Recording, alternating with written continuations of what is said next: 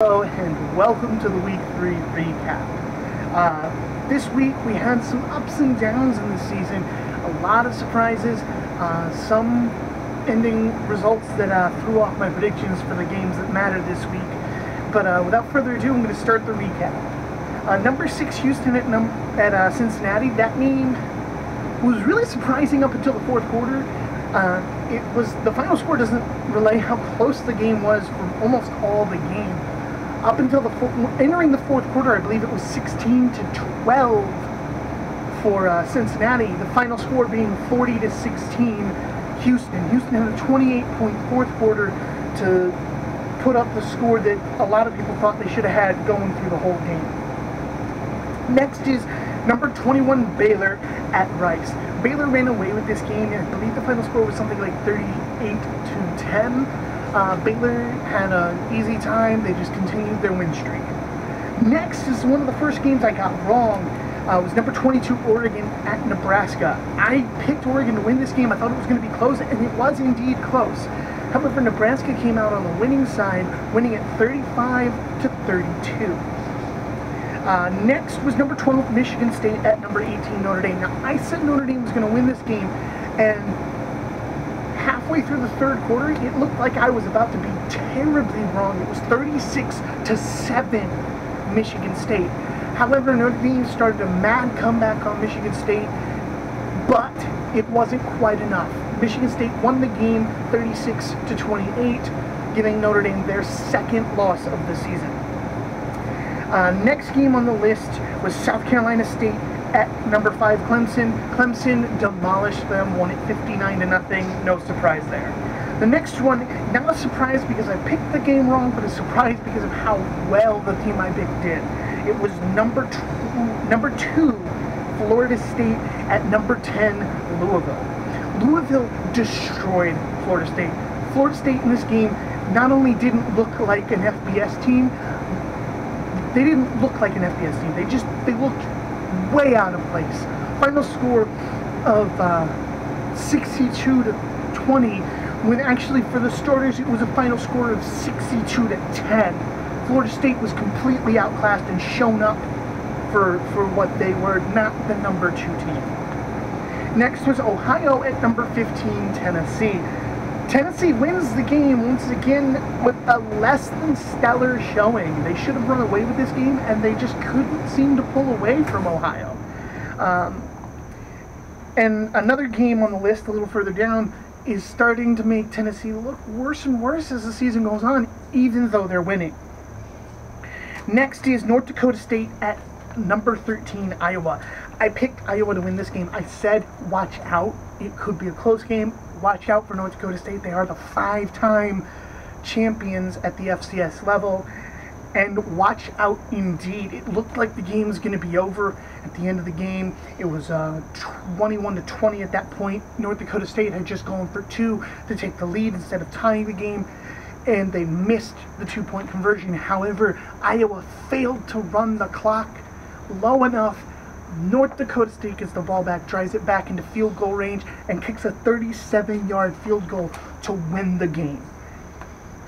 That was a stellar game. Unfortunately for Iowa fans, they're on the bad end of it.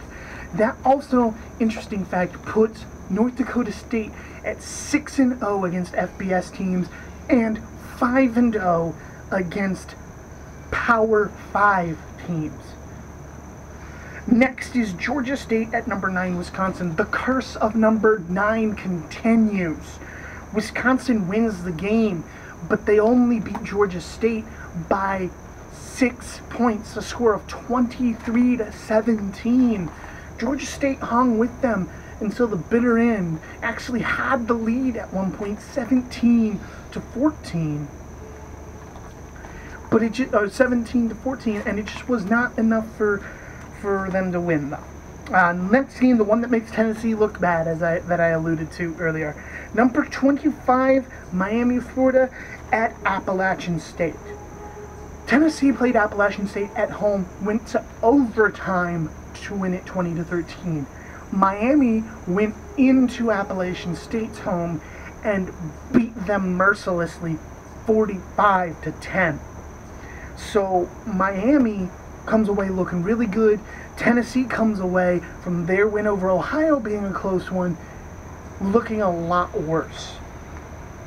Next is number 1 Alabama at number 19 Ole Miss.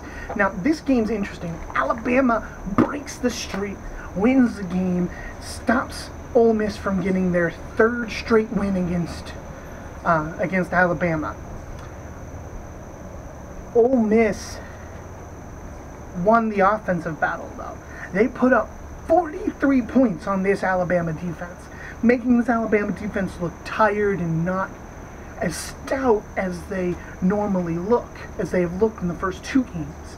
However, if it weren't for their defense, Alabama would not have won this game. Alabama scored 48 points.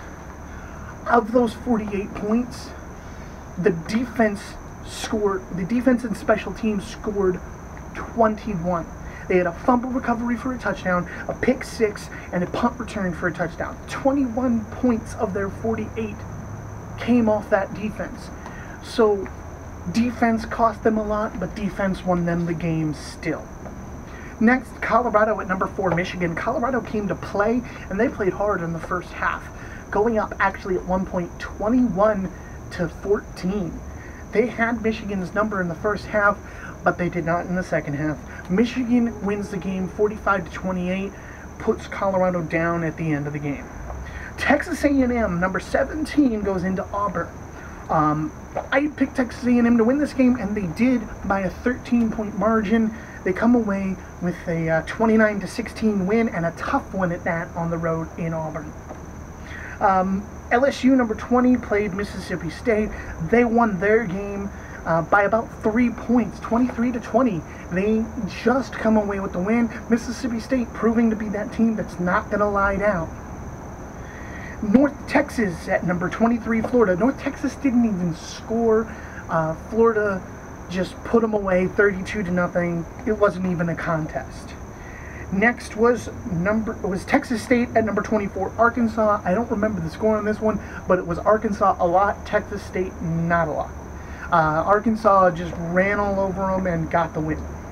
Next is number 16, Georgia at Missouri. I had picked Georgia to win this game, and I was close to being wrong. At one point it was 27-21. Missouri, with the waning minutes of the game, Georgia finally scores another touchdown, takes the lead 28-27, a 1-point victory for Georgia. It puts them just barely keeping their undefeated season. The next game was number 3, Ohio State at number 14, Oklahoma. I had actually picked Oklahoma, and boy did I look dumb for that one. Oklahoma scored 24 points, but let up 45.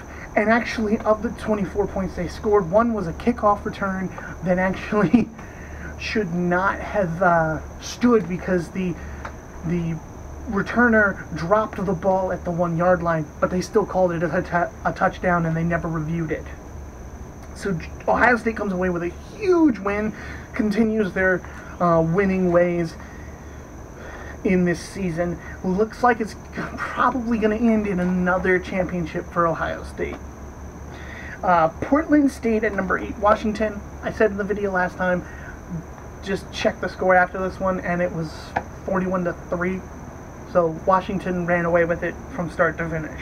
Next was USC at number 7, Stanford. Boy, did Stanford show their might on defense. They held USC to 10 points, never let them get any further than that, and Christian McCaffrey was on fire. Christian McCaffrey had 165 yards rushing and a rushing touchdown, and 73 yards receiving and a receiving touchdown. Christian McCaffrey was the star of this game in a 27-10 beatdown of USC. Next was number 11, Texas at California. I had picked Texas to win this one. I thought they were going to get redemption for that very close loss last year to California, but it was just not meant to be. Cal came out and punched them in the mouth offensively, but Texas did a fair amount of punching back. The final score was 50-43. California won the game. Unfortunately for Texas, it knocked them down out on their chance to get into the top 10. My last game on my Games That Matter was the Pittsburgh-Oklahoma State game. I had picked Pittsburgh, and they were really, really close. They had Oklahoma State on their heels, but Oklahoma State had that one play that they just kept getting that one play every time. And Oklahoma State comes away with a 45-38 victory. Pitt put up great numbers, and actually, they had a great showing. It's their first loss of the season, and Oklahoma State was out for blood after losing to Central Michigan last week, not year. So it was a really close game, and I'm actually really impressed with Pitt being able to keep up with Oklahoma State, because usually run-focused teams have to get ahead big early to get a win against a pass-heavy team like Oklahoma State. I'm proud of Pitt for hanging in there like that, but Oklahoma State comes away with the win. So on the Games That Mattered this week, there were 22 of them, and I came out with only 16 right. So 16 out of 22 is 72.7% correct, which I think is actually, lower than my first week. It's my lowest week yet in percentages for the Games That Matter. However, my overall is at 81.5%. I've gotten 53 of the 65 games correct. So that's it for this week. Thanks for tuning in. I really enjoy doing these videos. If you guys enjoy watching them, don't forget to subscribe and hit that like button. And I'll be back later this week, probably Wednesday, with my predictions for week 4 and for my Games That Matter. Thanks for tuning in, and I'll catch you guys next time.